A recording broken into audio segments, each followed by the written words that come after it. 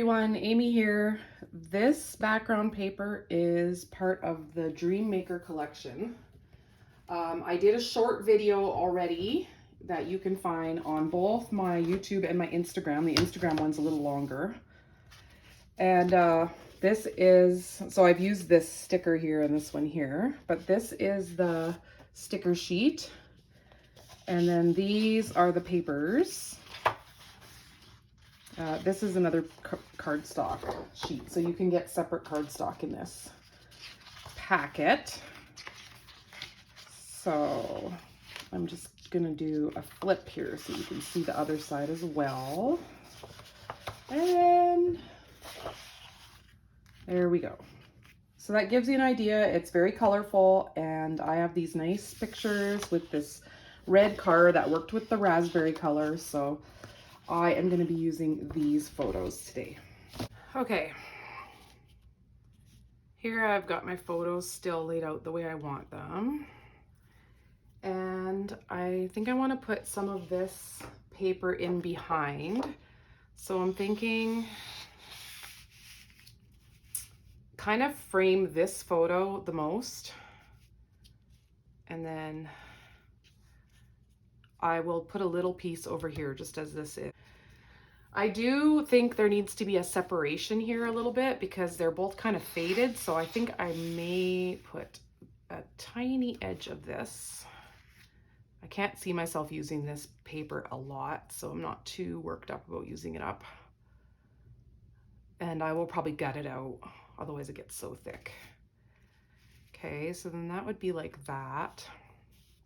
But then I want something kind of in behind this whole thing that's gonna make like a lengthwise. And I'm thinking I might want something like kind of wooden, organic, because there's like wood pier in the background of a few of these photos. So I'm gonna try, I'm actually also gonna bring these guys in. I didn't want them in right away because I wanted you to see the black trim around the edge. It's just very tiny. But Dream Maker collection comes with some black die cuts. So I thought it would be nice to add black around the edges because then the die cuts fit in better. Sorry, got a little distracted there doing that.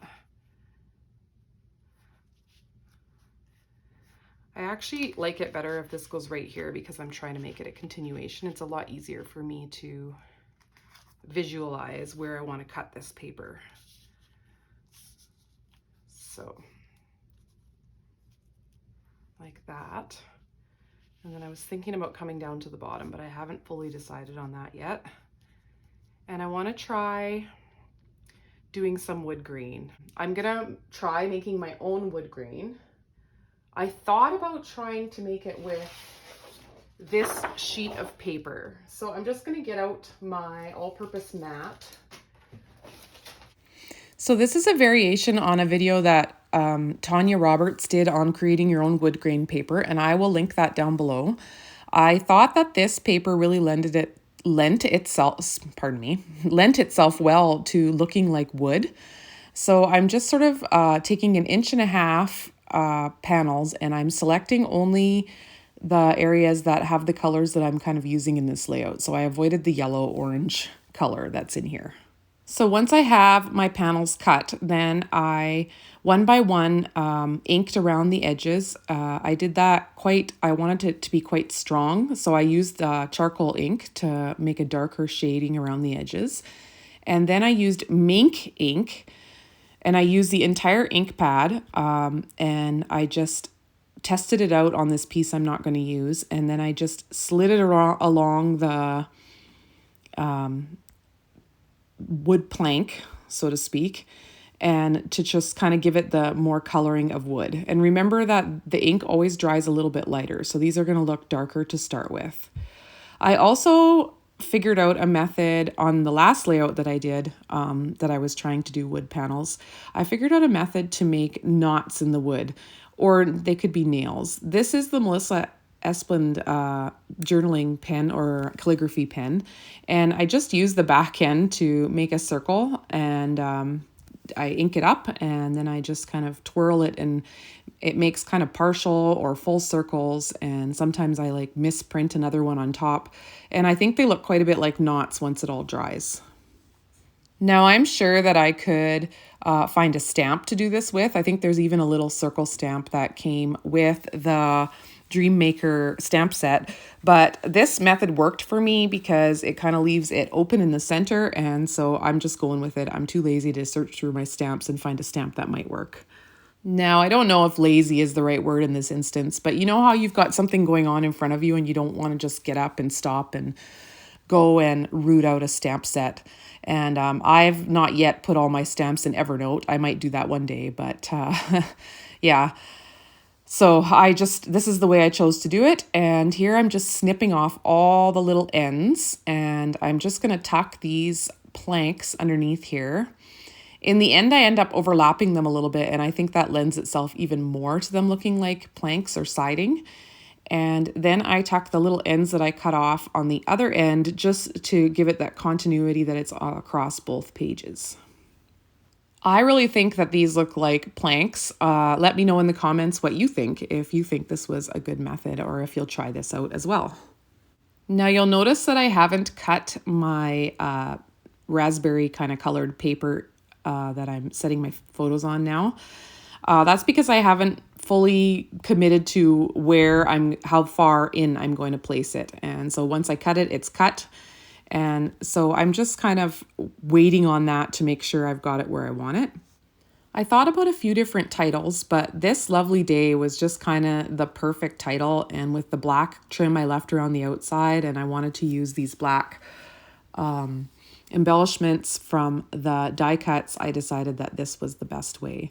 But this is where I started thinking, I don't really love the way that day dips down so low. I'd rather it was more part of the page. So I started rearranging a little bit here, and I found that when the word day was kind of overlapping my photo, as you'll see me move it right away, I liked that a little bit better. So I chose to flip things around. And I also wanted to see if I was going to like a zip strip or something in there. And I did like it, but I decided I wanted it to be in more of a blue color. Now I'm bringing in the background stamp. This is basically the reason I got this kit. I really like this text stamp. That was what got me the most excited. But in order to get it, I had to buy this stamp set. And this is a double stamp set. And I'm enjoying the whole stamp set now that I have it. Don't get me wrong.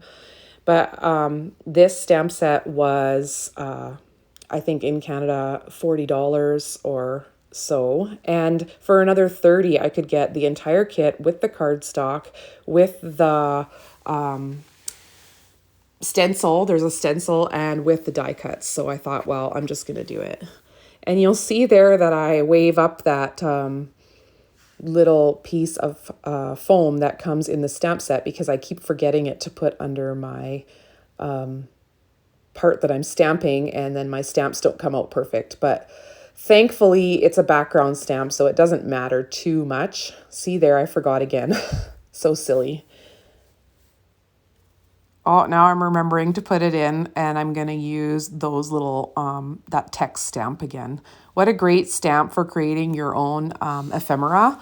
You can just make all kinds of little tickets and tags and decorate them up on the background with this awesome little stamp. And I also make some flowers later on, and I also use the stamp then to add some text to the flowers. So if you've seen the Coset die cuts, you can basically make your own die cut your own little items and then print them up like Coset with this stamp set. It's so awesome. Now you'll notice with this layout, I've chosen to go with a specific color palette. I'm not a big fan of layouts with a ton of different colors.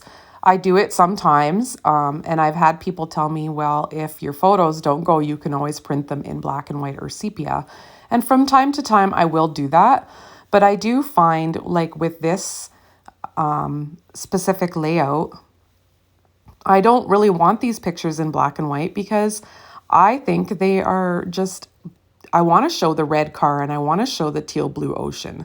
So I want to use papers that are gonna embellish and make that prettier, not papers that are gonna distract from it. So that's why I chose to go with the reds that match the car and the teals that match the ocean, and just kind of specifically take those papers. Now I'm just going to flip over my mat and put my layout aside for a few minutes, and I'm gonna make some embellishments.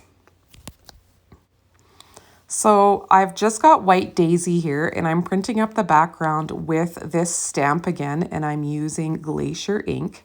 And then I'm going to use black ink to stamp these little sentiments so that I can just cut them out in dovetailed strips and add them to my embellishment clusters.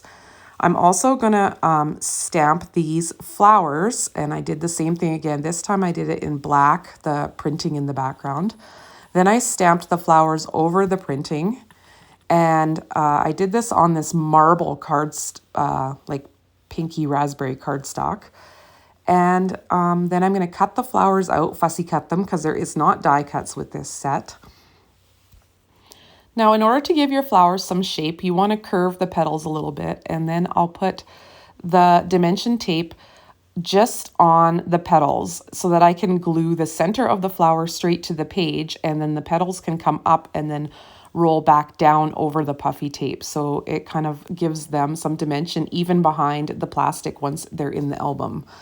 I also take the white journaling pens, or the white gel pens, and I did a little bit of dots and lines sort of colored in the center of the flower to give it a white center. And I did some dark inking around the outside just to give them that little bit more dimension. And voila, I have my little flowers. I chose to only use the small flower in this case because I didn't want to overwhelm the layout with flowers. I just wanted a little something to kind of put underneath my little sentiments and to add to my embellishment clusters.